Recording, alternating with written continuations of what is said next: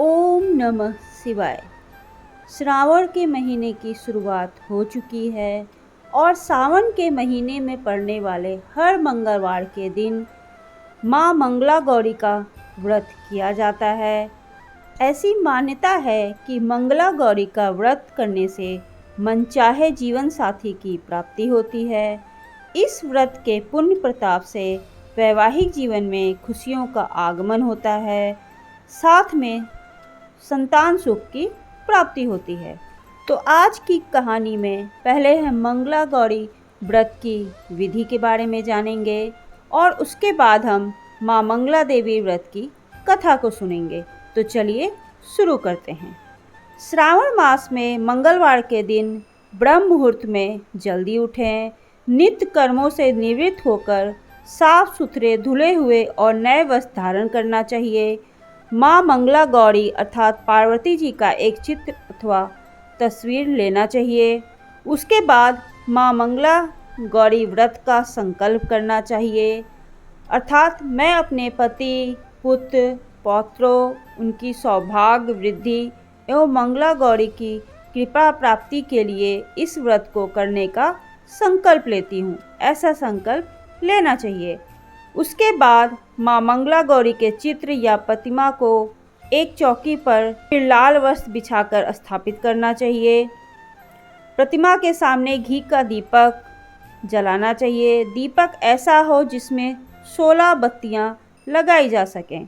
माता के पूजन के पश्चात उनको 16 मालाएं, लौंग, सुपारी, इलायची, फल, पान, लड्डू, सुहाग की सामग्री, 16 चूड़ियाँ तथा मिठाई अर्पण करना चाहिए।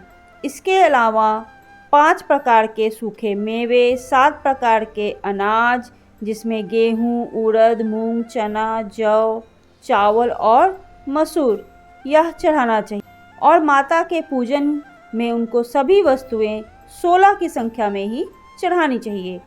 पूजन के बाद माँ मंगला गौरी की कथा सुनी जाती है। इस व्रत में एक ही समय अन्न ग्रहण करना चाहिए।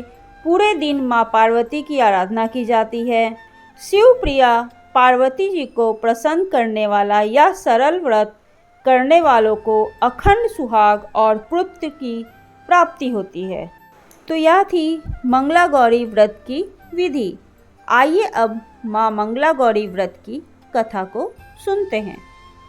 पौराणिक कथा के अनुसार एक समय की बात है, एक शहर में धर्मपाल नाम का एक व्यापारी रहता था।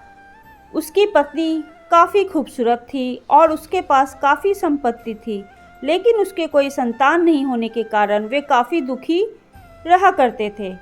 ईश्वर की कृपा से उनको एक पुत्र की प्राप्ति हुई, लेकिन वह अल्प आयु था। उसे यह श्राप मिला था कि 16 वर्ष की उम्र में सांप के काटने से उसकी मृत्यु हो जाएगी। संयोग से उसकी शादी 16 वर्ष के पहले ही एक युवती से हुई जिसकी माता मंगला गौरी व्रत किया करती थी। परिणाम स्वरूप उसने अपनी पुत्री के लिए भी ऐसे ही सुखी जीवन का आशीर्वाद प्राप्त किया था, जिसके कारण वह कभी विधवा नहीं हो सकती थी। अतः अपनी माता के इसी व्रत के प्रताप से धर्मपाल की बहू को अखंड सौभाग्य की प्राप्ति हुई। इस वजह से धर्मपाल के पुत्र ने 100 साल की लंबी आयु प्राप्त की। तभी से ही मंगला गौरी व्रत की शुरुआत मानी जाती है। इस कारण से सभी नवविवाहिता महिलाएं इस पूजा को करती हैं तथा गौरी व्रत का पालन करती हैं और अपने लिए एक लंबी, सुखी और अस्थायी वैवाहिक जीवन की कामना करती हैं। जो महिलाएं उपवास का पालन नहीं कर सकती हैं, वे भी कम से कम पूजा तो करती ही हैं। इस कथा को सुनने के बाद विवाहित महिला अपनी सास और ननद को 16 लड्डू देती है। उसके बाद यही प्रसाद ब्राह्मण को दे देती है। इस विधि को पूरा करने के बाद व्रती 16 बत्ती वाले दिए से देवी की आरती करती हैं। व्रत के दूसरे दिन बुधवार को देवी मंगला गौरी की प्रतिमा को नदी या पोखर में विसर्जित कर दिया जाता है। अंत में माँ गौरी के सामने हाथ जोड़कर अपने समस्त अपराधों के लिए पूजा में हुई भूल चूक के लिए क्षमा याचना मांगनी चाहिए। इस व्रत और पूजा को परिवार की खुशी के लिए लगातार 5 वर्षों तक किया जाता है। अतः शास्त्रों के अनुसार यह मंगला गौरी व्रत नियमों के अनुसार करने से मनुष्य के वैवाहिक जीवन में बढ़ोतरी होकर पुत्र पौत्र की प्राप्ति होती है। ऐसी इस व्रत की महिमा है। तो यह थी माँ मंगला गौरी व्रत की कथा और विधि। आपको ये कहानी कैसी लगी प्लीज़ कमेंट करके मुझे ज़रूर बताइए। और ऐसे ही रोचक और धार्मिक कहानियों को सुनने के लिए प्लीज़ मेरे चैनल को लाइक कीजिए, सब्सक्राइब कीजिए और कमेंट करके बताइए कि आपको कहानी कैसे लगी। ओम नमः शिवाय।